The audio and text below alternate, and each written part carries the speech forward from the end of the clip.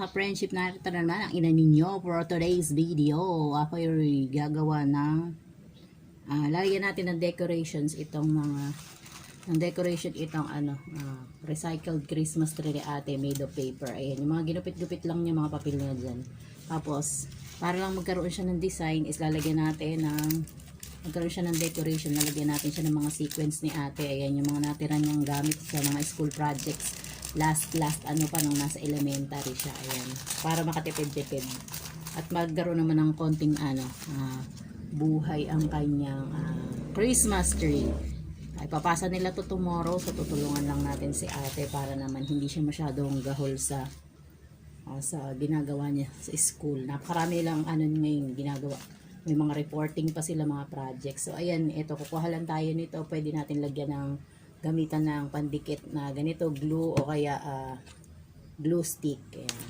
Kung saan tayo madadalian. So ayan, dyan lang kayo. Dito lang ako, gagawa ako nitong project. Salamat sa support niyo palagi sa mami. Naku, lumamig na ang akin. Mahirap din gumawa ng mga ganito, lalo na ang gagamitin pandikit is mga glue stick. Gamit tayo ng toothpick para baka sakaling matulungan tayo ito lang ayaw ko sa glue stick, yung siya humahabang ganun, parang messy. Ayan, gamit tayo ng toothpick para matulungan tayo, and then para maidikit natin agad-agad ng mabilis. So ayun, ganun lang ang gagawin ni mami for today, ngayong maghapon. Yung BE ko doon, nanonood ng TV sa kabilang bahay, sa kusina ng hipag ko. Kami lang dalawa ang nandito ngayon. Hindi ako pumasok today kasi medyo masama ang pakiramdam ng anak ko. Ayan. Ang hirap ikabit. Mahulog pa. Hindi ko na nga lang. Masama ang pakiramdam niya kagabi, parang nilalagnat siya dahil sa sipon niya. So ayun, hindi muna ako pumasok para hindi mahawa yung mga alaga ko.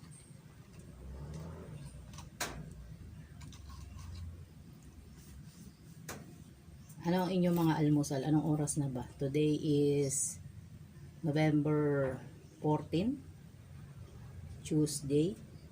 Siguro alas 8 na. Wala ang darling monster, umalis. Hindi ko alam kung saan nagpunta. Baka may date, char.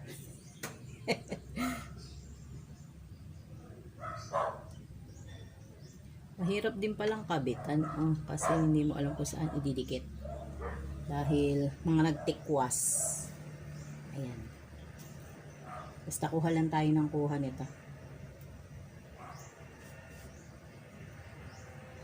Sana magumanda siya. Ayan. Boring ang mami, boring kausap. Malamig agad, nahuhulog, log. Mahirap din palang magdikit. Kailangan talaga yung mga gumagawa ng ganito matitiyaga. Lalo na yung mga small details.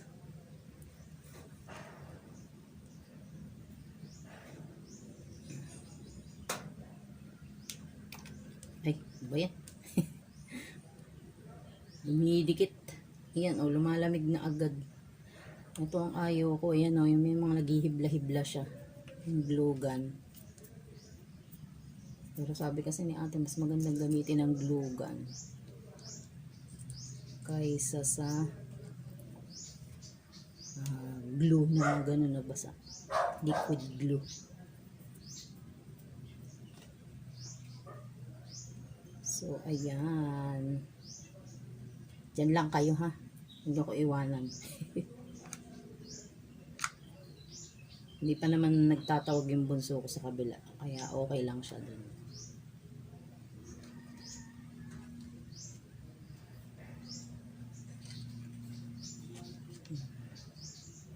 Lara ay naghihibla. Maubos ang oras ko dito sa pag-aalis ng mga hibla-hibla na eh. Kailangan tiyagain na natin.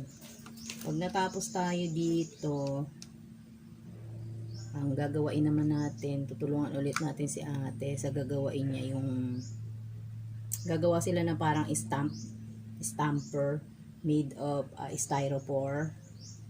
Mag-uukit siya doon ng kunwari flower, ganyan. Uukitin niya yon. Tapos lalagyan namin ng parang pinaka-box. Babalutan namin ng parang karton yung pinaka-styrofoam sa labas. And then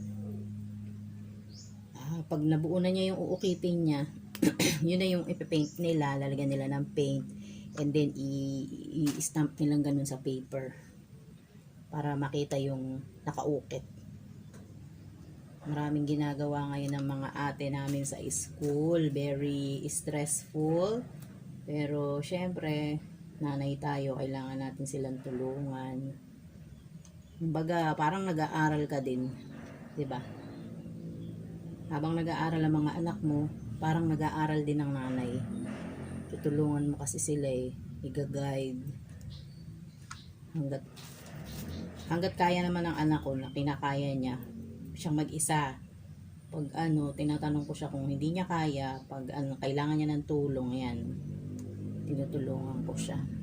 Pero as long as kaya niya, hindi siya humihingi ng tulong sa akin. Pero syempre, yung anak mo, ayaw mong makikita na nai-stress, syempre laging nandyan ang nanay para handang tumulong. Ayan. Ngayon ako natanggal na, nakasira pa tayo. May nasalit na star kaya nilagay ko dito. And kakabit ko na lang ulit ito mamaya ng glue stick. Amo na muna dito. Ayan. Kaya bilib ako sa mga gumagawa ng mga ganyan, mga small details, mga maliliit. Yung mga gumagawa ng mga ganito, ayan, mga hikaw-hikaw, ayan, mga ganyan, mga porcelas, nakakabilib, napakatatsaga nila. Yung mga nagbabalo-baloktot ng mga wiring na maliliit, ayan.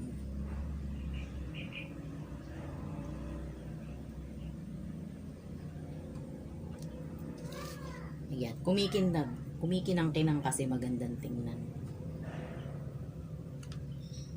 Diyan na ang hipag ko dumating na. May kasama na yung anak ko sa kabila.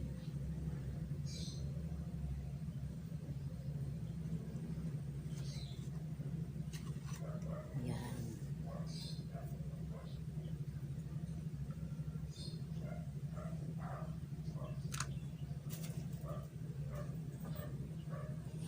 Sana matuwa ang anak ko sa ginagawa ko. Maganda-ganda ng tingnan, kumikilap-kilap. Next, sumigaw kay baby. Nanonood yun ng Cocomelon. Shout out sa aking mga ka-team Repsol dyan, sa aking mga ka-team Hagonoy vloggers. I miss you all, guys. Pasensya na po sa lahat mga sumusupport sa mami. Pasensya na po, ha, kung di maka-support sa live. Madalas puro replay ang mami. Pagpasensya na po. Kailangan maghanap ng pagkakakitaan everyday para sa ekonomiya, para sa mga bata, para sa mga anak. Ganun lang po talaga ang buhay natin, ang buhay ng mami.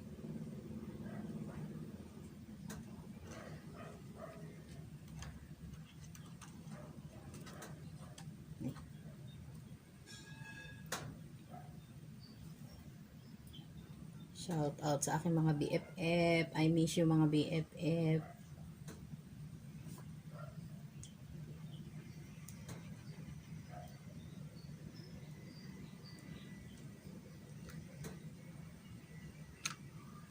Shout out sa aming mga admin, sila Boss Jonathan, sila Boss Joel Sicondes, ang aking kumpare, Ninong, ang Ma'am Kamahalin. Ayan, shout out po sa inyo, kila Tatay Yotib, kila BFF Lin, Ase, kay Papa Dante Moore. Ayan, sa Hagonoy, Team Hagonoy Vloggers, miss na miss ko na kayo, nawala na kayo, naging busy na kayo after pandemic, yung pwede na magtrabaho. Ayan, naging busy na sila sa kanilang mga career. Ayan, Shout out kila Ma'am Marlita Perez. Thank you po. So, yun na lang.